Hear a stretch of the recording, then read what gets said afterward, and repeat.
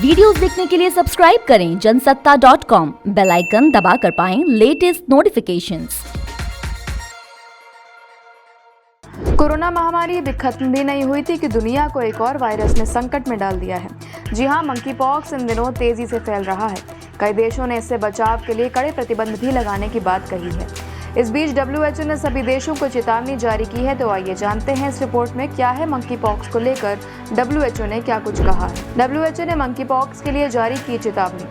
WHO के निदेशक Tedros Adhanom Ghebreyesus ने मंकी पॉक्स वायरस से सभी देशों को सतर्क रहने के लिए कहा है।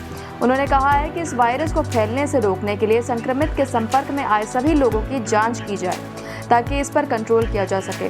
टेड्रोस एडनॉम घेब्रेयेसस ने ट्वीट के जरिए कहा, अब तक 29 देशों में 1000 से अधिक मंकी पॉक्स के मामले सामने आ गए हैं जहां ये बीमारी एंडेमिक नहीं है। इन देशों में इससे अब तक कोई मौत नहीं हुई है।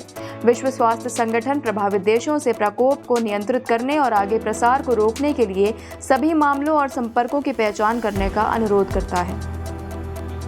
क्या है एंडेमिक?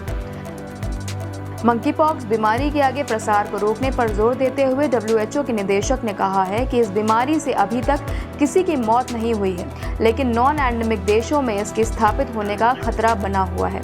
एंडेमिक का मतलब होता है कोई भी महामारी जिसका वैक्सीन मौजूद हो और कुछ ही देशों में प्रभावी होता है, लेकिन यह पूरी तरह से खत्म नहीं होता है। ऐसे बीमारी को एंडेमिक कहा जाता है।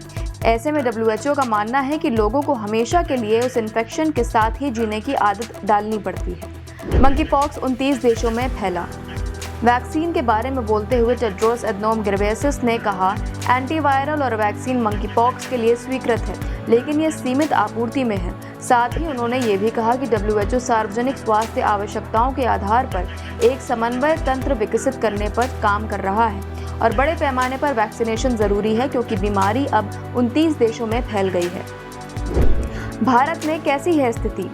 बता दें कि भारत में अभी तक मंकी पॉक्स का कोई मामला सामने नहीं आया है। हालांकि मंकी पॉक्स के खतरे को देखते हुए एयरपोर्ट को अलर्ट पर रखा गया है।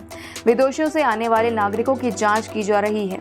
यही नहीं, केंद्र सरकार समेत कई राज्यों की सरकारों ने मंकी पॉक्स से जुड़ा गाइडलाइन जारी कर दिया है ताकि इस वायरस से बचा जा सके।